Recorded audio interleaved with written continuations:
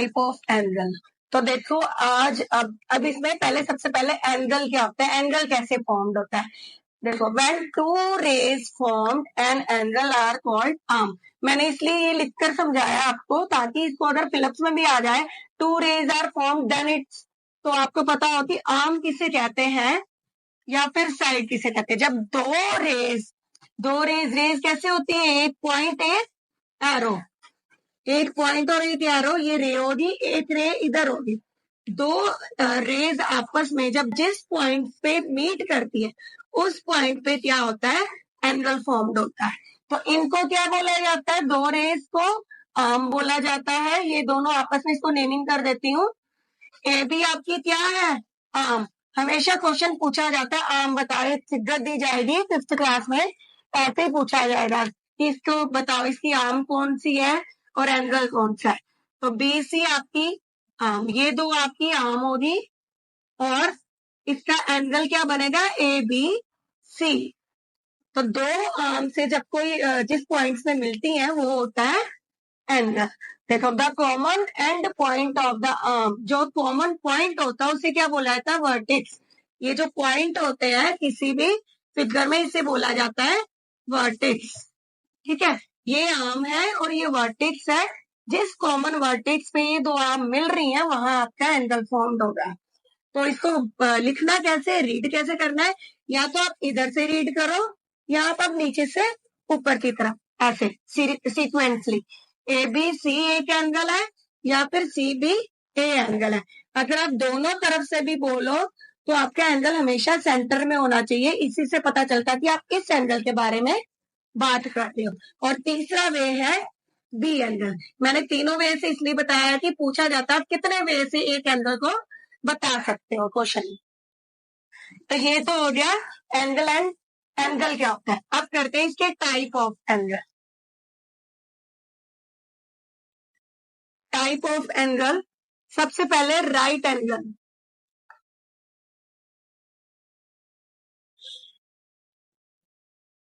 अब right angle क्या होता है, जिसका मेजरमेंट इक्वल टू 90 डिग्री हो, जिसका मेजरमेंट इक्वल टू 90 डिग्री हो उसे बोला जाता है राइट एंगल ट्राइंगल। और वो हमेशा आपका ऐसे सीधा बना होगा।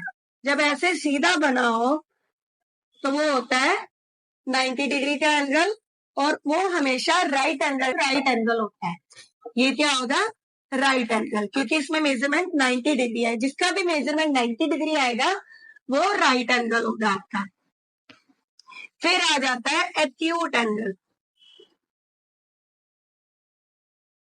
अब एक्यूट एंगल क्या होता है, जिनका measurement 90 degree 0 to 90 degree between हो, बिटवीन 0 टू 90 डिग्री, यानी कि 90 डिग्री और 0 से अंदर बने, वो 90 डिग्री के इक्वल नहीं आना चाहिए, इससे यानी कि लेस देन, या तो बोलो लेस देन 90 डिग्री, 90 डिग्री से लेस हो, 0 डिग्री से ग्रेटर हो। तो वो सारे एंगल 90 डिग्री से लेस होने वाले एंगल जितने भी होंगे वो होंगे एक्यूट एंगल। देखो right angle triangle, right angle ऐसे बनता है, इसके अंदर जितने भी एंगल ऐसे फॉर्म्ड होंगे वो सारे ही आपके होंगे एक्यूट एंगल। उसकी शेप हमेशा आपकी ऐसे ऐसे बनेगी, या ऐसे बनेगी या फिर ऐसे को। ये तो ट्रायंगल बन गई ना। जब भी आपकी ऐसे सीधी आ जाए तो वो आपका 90 डिग्री हो जाएगा। जब सीधी ना हो, इस टाइप से वो हो, तो वो लेस देन 90 डिग्री मानी जाएगी और हमेशा उसको एक्यूट एंगल कहा जाता है। ठीक है। अब ऑब्ट्यूज एंगल, ऑब्ट्यूज एंगल क्या होता है, जिनका मेजरमेंट, जिन टू एंगल का मेजर 90 डिग्री, मतलब इसका मतलब है ग्रेटर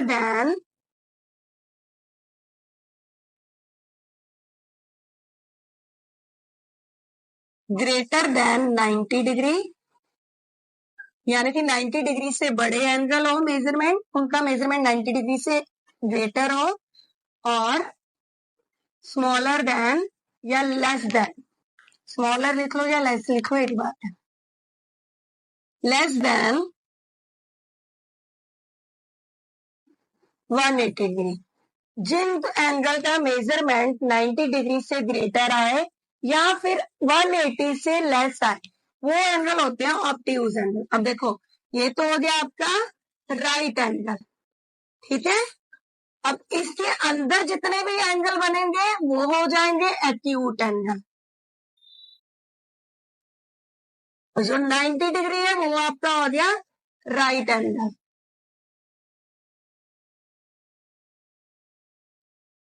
ये वाला।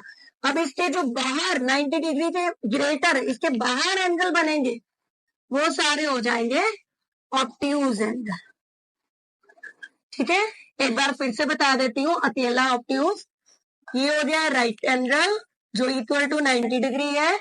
अगर ये ना भी लिखा हो, अगर ऐसे स्ट्रेट बनाओ तो भी आपको समझ जाना चाहिए। इसका जो ये बनता है हमेशा ऐसे पॉइंट बनते हैं, ऐसे बनता है, डिग्री ऐसे बनती है।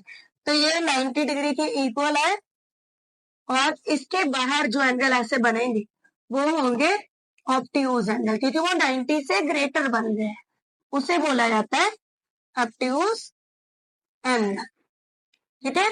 आगे बढ़ते हैं नेक्स्ट टॉपिक के। ये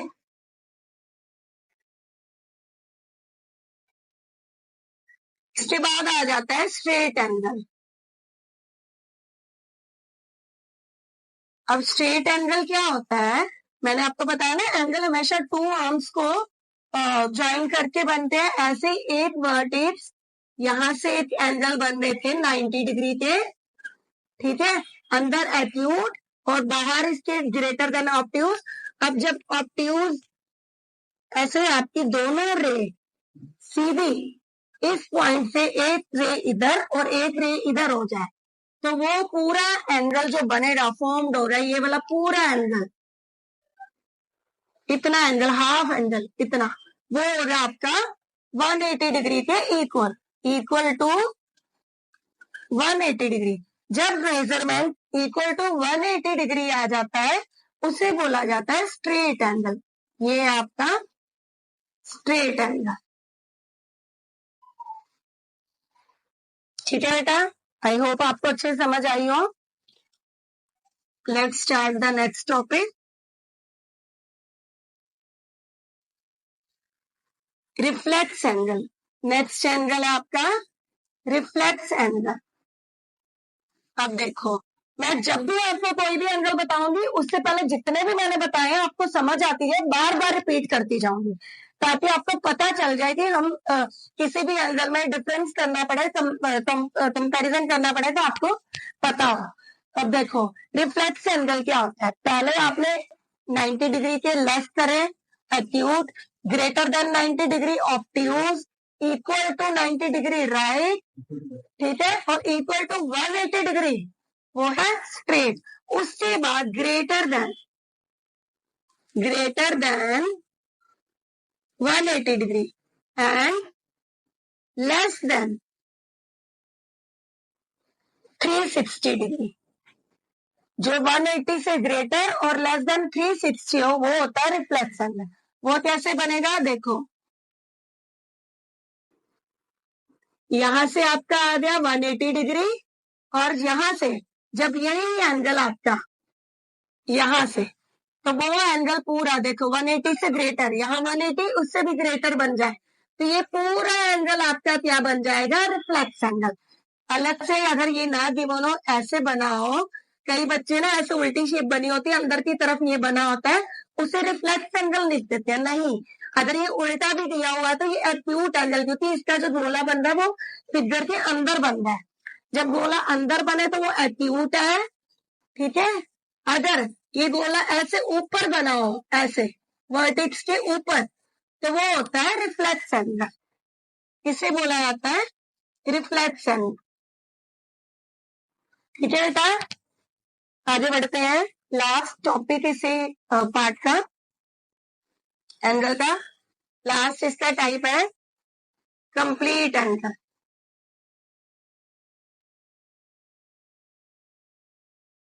अब कंप्लीट एंगल क्या होता है, देखो 180 तो हो गया स्ट्रेट, स्ट्रेट लाइन।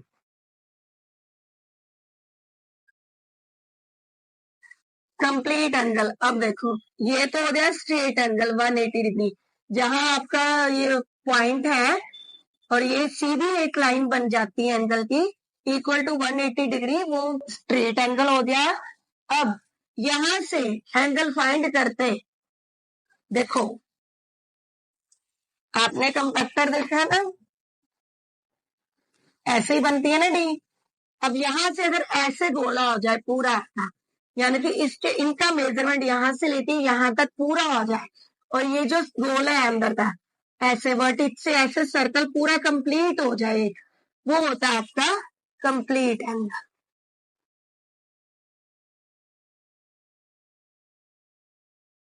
उनका मेजरमेंट होता है इक्वल टू 360 डिग्री। जिसका मेजरमेंट 360 डिग्री के इक्वल आए वो होता है कंप्लीट एंगल। ठीक है, अब मुझे लगता है सबको अच्छे से समझ आई होगी। मैं सबको इसके ऊपर क्वेश्चन पूछूंगी, उससे पहले मेरे को एक ट्राइंगल का टॉपिक समझाना है, वो लास्ट टॉपिक है। फिर मैं सब बच्चों को क्वेश्चन पूछूंगी और मैं देखती हूँ कौन सा बच्चा जल्दी आंसर करके बताता है। अब ये क्वेश्चन मैंने आपको दिया है, इसी के ऊपर आप आंसर लिख के कमेंट में मुझे बताएं। Thank you. Thanks for watching. Like, subscribe and share this video for more exciting content.